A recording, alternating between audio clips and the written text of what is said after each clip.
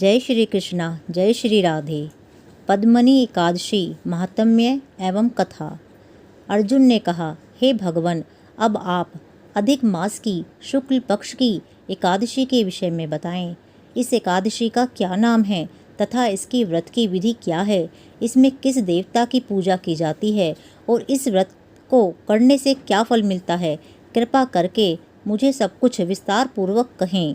श्री कृष्ण बोले, हे पार्थ, अधिक मास की एकादशी अनेक पुण्य को देने वाली है।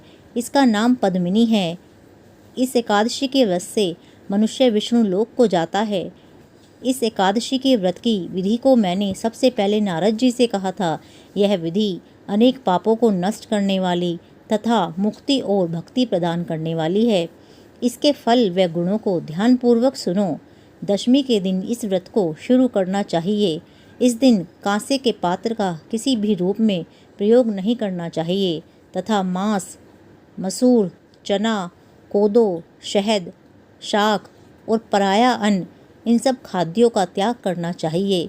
इस दिन हविष्य भोजन करना चाहिए और नमक भी नहीं खाना चाहिए।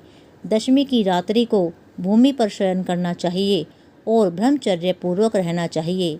एकादशी के दिन प्रातः नित्य क्रिया से निवृत्त होकर दातुन करनी चाहिए और बारह बार कुल्ला करके पुण्य क्षेत्र में स्नान करने जाना चाहिए। इस समय गोबर, मृतिका, तिल, कुश तथा आमल की चूर्ण से विधि पूर्वक स्नान करना चाहिए। स्नान करने से पहले शरीर में मिट्टी लगाते हुए उसी से प्रार्थना करनी चाहिए। हे मृतिके, मैं तुमको नमस्कार करता हूँ। तुम्हारे स्पर्श से मेरा शरीर पवित्र हो। समस्त औषधियों से पैदा हुई और पृथ्वी को पवित्र करने वाली तुम मुझे शुद्ध करो। ब्रह्मा के थूक से पैदा होने वाली तुम मेरे शरीर को छूकर मुझे पवित्र करो। हे शंख, चक्र, गदाधारी, देवों के देव जगन्नाथ, आप मुझे स्नान के लिए आज्ञा दें। इसके उपरांत वरुण मंत्र को जपकर पवित्र तीर्थों के भाव में उनका स्मरण करते हुए किसी तालाब में स्नान करना चाहिए।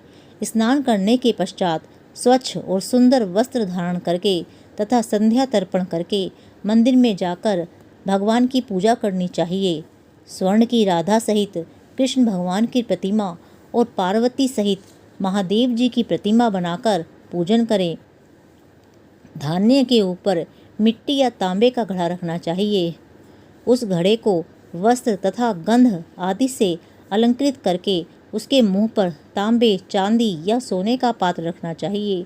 उस पात्र पर भगवान की प्रतिमा रखकर धूप, दीप, नैवेद्य, पुष्प, केशर आदि से उनकी पूजा करनी चाहिए। उसके उपरांत भगवान के सम्मुख नृत्य गान आदि करें। उस दिन पतित तथा रजस्वला स्त्री को स्पर्श नहीं करना चाहिए। भक्त जनों के साथ भगवान के सामने पुराण की कथा सुननी चाहिए।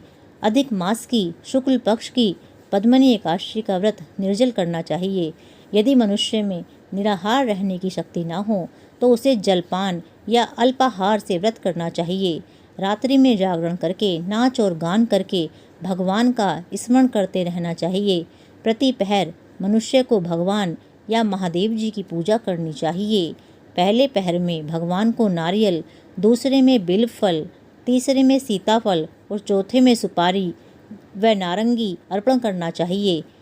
इससे पहले पहर में अग्नि होम का, दूसरे में वाजपेयी यज्ञ का, तीसरे में अश्वमेध यज्ञ का और चौथे में रास्यु यज्ञ का फल मिलता है।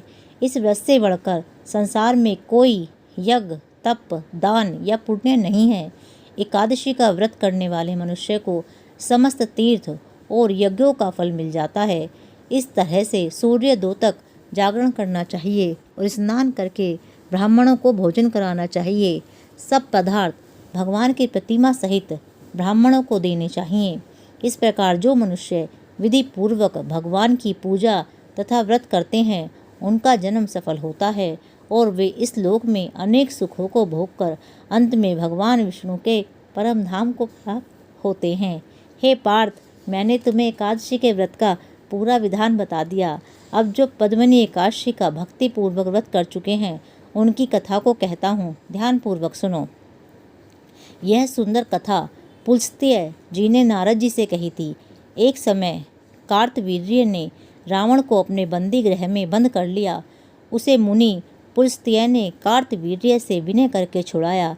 इस घटना को सुनकर नारद जी ने पुलस्त्य जी से पूछा, हे महाराज, उस मायावी रावण को, जिसने समस्त देवताओं सहित इंद्र को जीत लिया, कार्तवीर्य ने किस प्रकार जीता, सो आप मुझे समझाइए।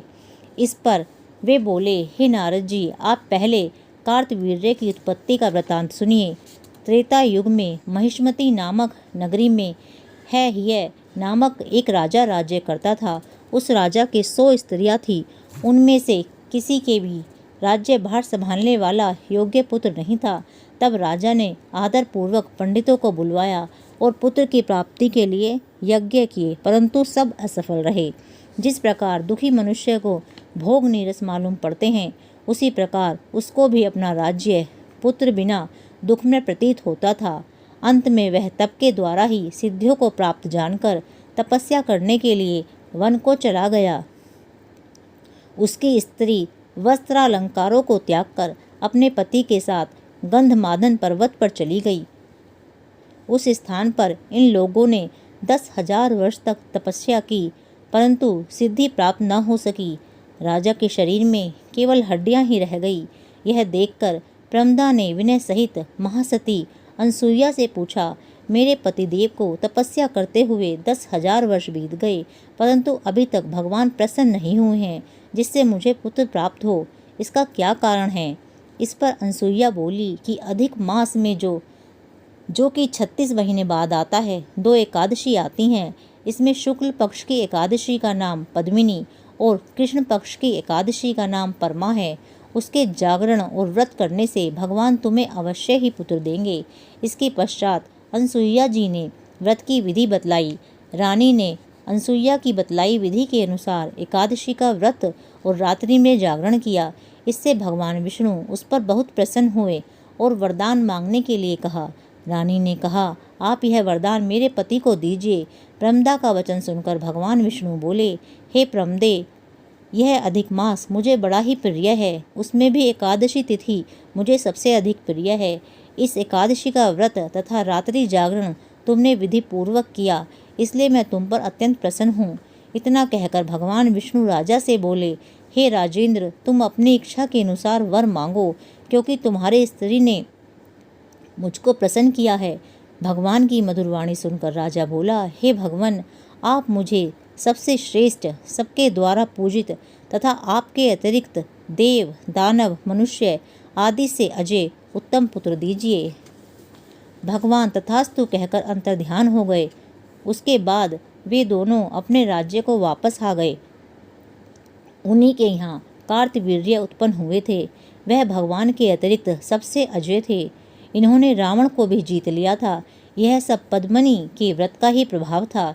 इतना कहकर ऋषि वहाँ से चले गए। भगवान बोले, हे पांडुनंदन अर्जुन, यह मैंने अधिक मास की शुक्ल पक्ष की एकादशी का व्रत कहा है। जो मनुष्य इस व्रत को करता है वह विष्णु लोक को जाता है। सूत जी बोले, हे महर्षियों, जो आपने पूछा था सो मैंने सब कह दिया। जो मनुष्य इसकी कथा को सुनेंगे वे स्वर्ग लोक को जाएंगे। कि इस मास की एकादशी का व्रत करना किसी भी यज्ञ, तप, दान से कम नहीं है, बल्कि उससे अधिक ही है। कथा समाप्त। जय श्री कृष्णा, जय श्री राधे।